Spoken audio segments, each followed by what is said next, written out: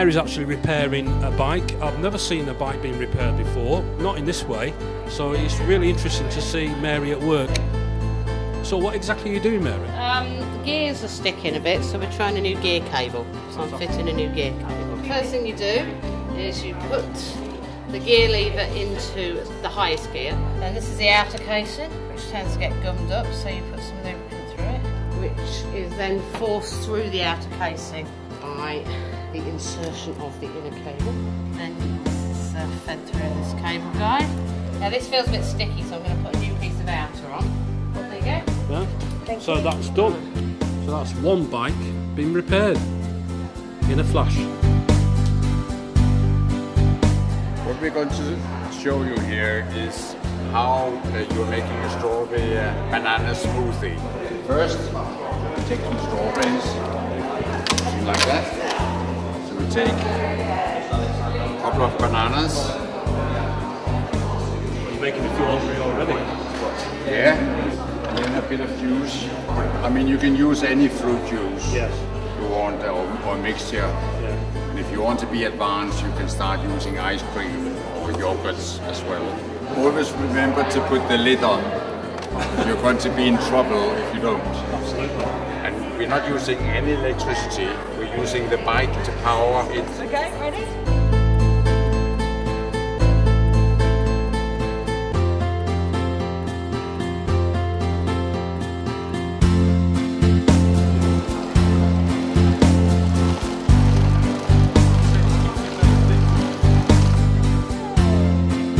I offer you a try. I would like to try that, thank you very much indeed.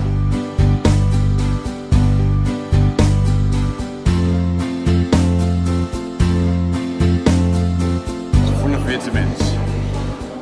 I mean, really, it only needs a couple of minutes to process it. It goes a bit quicker if you use real electricity, obviously, but it's to raise awareness of energy use.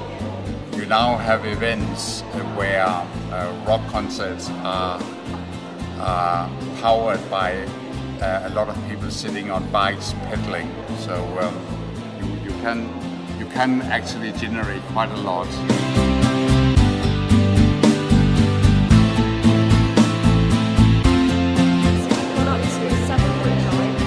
It's not that close to driving a real car, but in terms of learning to keep an eye on your revs, and sort of changing gear at the right time, getting into as high gear as possible, as early as possible.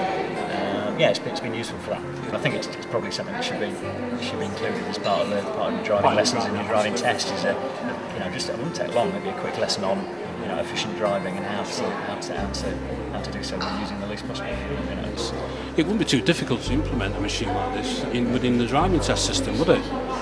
No, I mean, you could easily have some sort of simulated device, perhaps when people go and do their theory, or you could have them at test centres. Yeah. Even if you haven't yet decided that you wanted to drive, but you could perhaps go somewhere like BSM, a driving school, maybe even if you're 16 and just have a go.